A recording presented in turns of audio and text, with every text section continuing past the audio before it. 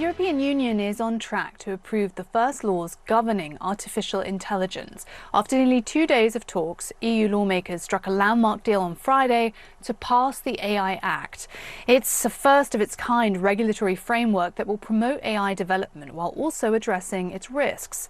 The AI Act bans certain uses of artificial intelligence, including cognitive behavioural manipulation. It limits how governments can use real-time biometric surveillance, and it will also require AI systems like ChatGPT to comply with transparency requirements. So to better understand the EU regulations and of course why they're needed, I want to turn to Chris Shrishak in Germany, and he is the Inforce Senior Fellow at the Irish Council for Civil Liberties, who's advised lawmakers on AI. And it's such a great opportunity to speak to you this morning because there's lots to get into with this landmark legislation. What is your assessment of its efficacy and where you think it falls short? I saw that Amnesty International has criticised its decision not to ban all mass public surveillance, for example. Indeed, that is one of the big issues. In fact, it's not Amnesty only. Many other civil society organizations, as well as, in fact, United Nations Human Rights, who've come out in the recent months to say that such uses of facial recognition technology in public spaces should be fully prohibited. What the European Union has actually done is it's gone for a partial prohibition. So it allows for certain targeted uses. And I think that still opens up the possibility of large-scale mass surveillance. It's like treating people as license plates instead of as human beings. Given that the threat and opportunities of AI are very much global in their nature, how useful is it for independent countries, continents or blocs to come up with their own legislation when there's obviously a race to further AI, to develop it, and each country wants to be an industry leader? In fact, it depends on how the regulations are scoped. For example, this regulation applies to any company that wants to provide AI services or AI products in the European Union. So if it's an Australian or an American company who wants to sell any kind of AI systems that falls within the scope of this regulation, then they will be regulated as well. So it's not just about EU companies.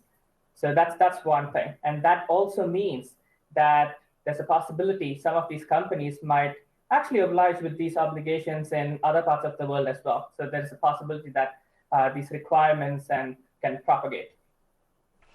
In your view, which areas of the world do you think presents the greatest danger spots for potential uncontrolled expansion of AI or abuse of AI? So there are actually different ways to think about it. The first is lack of regulation, but also the scope, for instance, in this regulation. This regulation, for instance, is primarily focused on the EU market. It does not prohibit EU companies, for example, to sell the same prohibited AI systems that are there in this regulation to other countries. But also there's the aspect about what do these requirements do.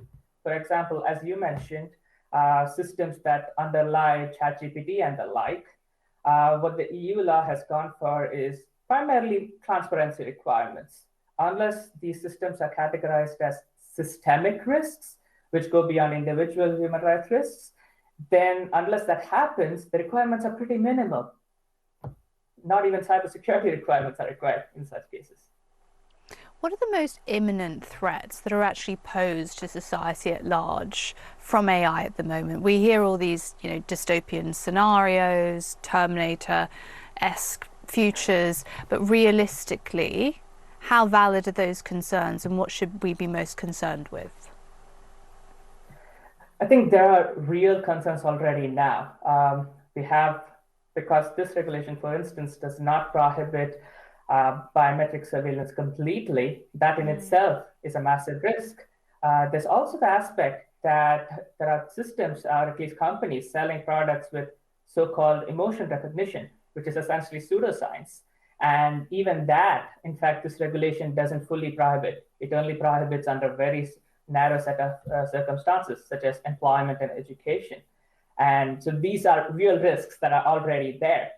And there's also the question of how these so-called general purpose AI systems or generative AI systems could be used by a small group of people that could potentially even affect elections and upcoming elections in different countries.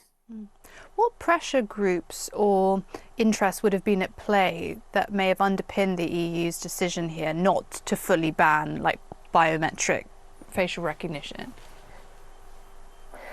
So it comes primarily from various police organizations and police in different EU countries.